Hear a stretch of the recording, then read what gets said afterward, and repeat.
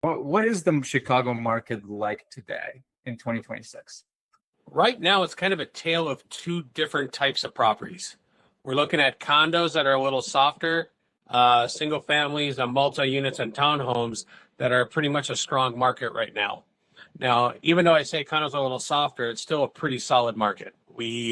As a whole in Chicago, we're only holding 2.8 months of inventory, which really means we're in a seller's market. Experts are saying we're somewhere between 6 to 10% increase this year. Different neighborhoods are higher, different neighborhoods are lower. Like your Lincoln Park neighborhood will probably be around a 4% increase. But if you go out to Belmont Cragen, you're going to probably see a 25 to 30% increase. Up in Uptown, where you're at, you're going to find about a 15% increase. So it's before we started recording, you were telling me how the Chicago market and what the media portrays are two different things. Can you go into a little more detail on that? The greater Chicago area does not have a lot of new development.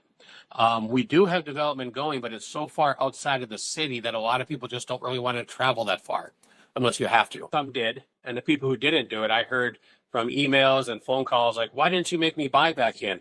It's because the market's great. And I'm like, here's my email, here's my text message that I sent to you back in 2012. And yes, I'm not going to spend your money, but yes, it was a great time. And we're down on numbers of sales because we have less listings. We're down over, I think it's like over 30%, 33% of our listings, even from last year to this year, or 2 years ago to this year. We're running a deficit in that area.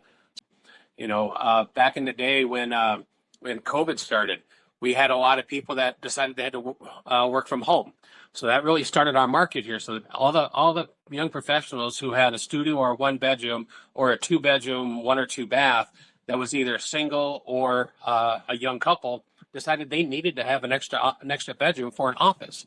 So that changed the market a lot. A lot of those studios and one bedroom started buying the two bedroom houses, or condos. The two bedroom condo people was either going to a three bedroom condo or a single family home. And then the price difference between a 2 to 3, along with the rise in HOA fees, just made it more feasible to buy a single family home a little bit more in the suburbs. That's where we saw a lot of our increases. I mean, 2 and 3 years ago, you were seeing 20% increases basically across the board because of this. And it's also making the people who've had a house for, 10, 15 years and did get that 2 or 3% interest rate are now like, okay, the average interest rate was 7 and 8%. Now we're at 6.